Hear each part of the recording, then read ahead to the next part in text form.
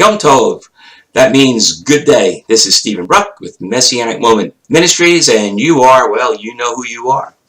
Today is Thursday, the 28th of March, 2019, and I want to talk about the writings in the New Covenant, the letters written by Shaul, who you know as Paul. Now, the New Covenant writings are essentially the historical record of Yeshua, Jesus' ministry and teachings, as well as a narrative of the travels and travails of some of the apostles. The majority of the New Covenant is made up of the Epistles, which are the letters written by Shaul to the congregations of Messianic believing Gentiles that he founded throughout Asia. These letters have been used to form much of the doctrine of modern Christianity, which is, for me, Constantinian Christianity. And they are considered by many Christian denominations to be even more important than God's instructions in the Torah. I liken this to Judaism and the Talmud. Now, the two most religious sects in Judaism, the Orthodox and the Hasidic sects of Judaism, will often go to the Talmud for spiritual guidance before they go to the Torah. In fact, the rabbinic doctrine in the Talmud is called halakha, which means the way to walk. And in fact, when you go also to conservative and reform, basically most Jews live more in accordance with opinions from the great rabbis that are written in the Talmud than they do to the instructions God gave us in the Torah. The same thing has happened with the letters Shaul wrote, except for one major difference. The Talmud tells us how to live in accordance with the Torah, whereas each letter from Shaul addressed only specific problems within the congregation he wrote it to. His references within his letters to the Mosaic Law were never intended to tell people they were no longer necessary or valid for Gentile believers, but actually to explain that they are not the path to salvation. This was his anti-legalism conversation, mostly in Galatians, and that not only are these laws, the Mosaic laws, not the path to salvation, but they are the result of a faithful desire to please the Lord.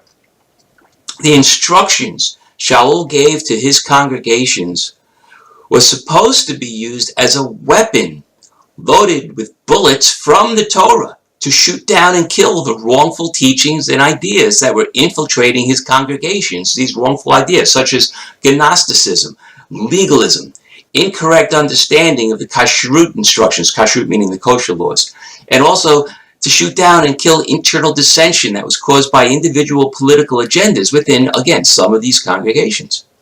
Now, what happened was that the early church leaders took Shaul's weapon, reloaded it with bullets of wrongful teachings, and used it to murder the Torah. We must read the letters from Shaul as what they were designed to be, not instructions establishing religious doctrine, but condemnation for incorrect worship and personal relationships. These letters were addressing problems within the congregation, and instead of seeing them for what they are, Christianity has turned them inside out and made them appear to be doctrinal commandments. That is why instead of doing what Shaul meant them to do, which was to help his Gentile believers live in accordance to God's instructions properly, they have been misused in order to deny the necessity of following the Torah.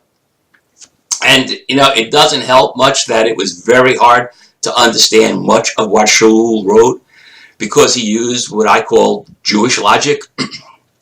Jewish logic is how we Jews argue. Right? We will never tell you what something is until we first tell you everything that it isn't. If you read Shaul's letters, you can laugh at that, it's funny, but it's true. If you read Shaul's letters carefully, parsing your sentences and separating thought by thought by thought, you will see that he starts his discussion with the negative aspects, like the anti-side of the Torah. And then he'll later come back to show how all the things he just said might be true aren't. This form of argument, as well as he had a lot of implied cultural and religious meanings which Jews would understand but the Gentiles couldn't, that's why it has been easy for Christian leadership to twist the intent of Paul's letters.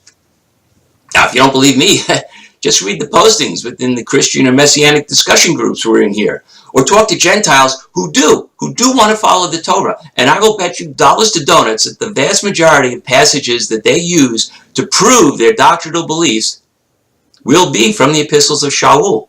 Even though he only quoted Torah, they'll only quote what was written in the New Covenant. They won't pull from where he quoted, but they will use his letters as justification for what they say. And when you talk to most any Christian about the Bible, any passages they quote, it's almost always exclusively from the New Covenant because, well, most Christian teachings won't even include the Tanakh.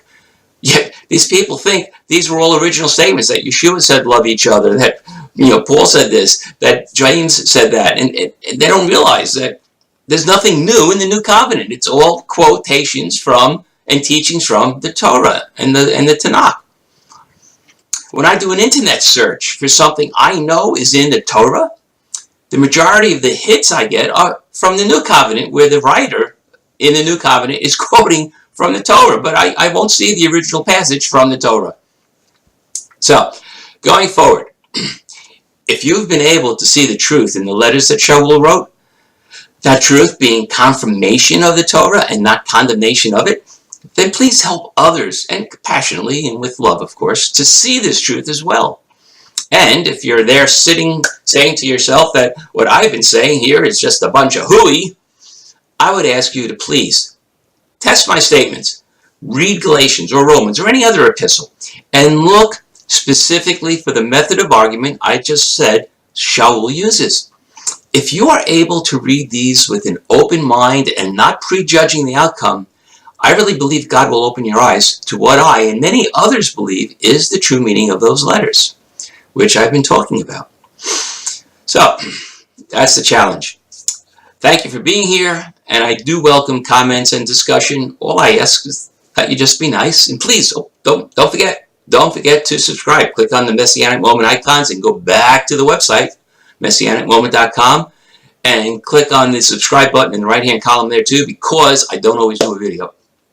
And again, I really appreciate your being here. I really do. Please, if you like what you're hearing, or if you even think it might be edifying to somebody else, please share me out.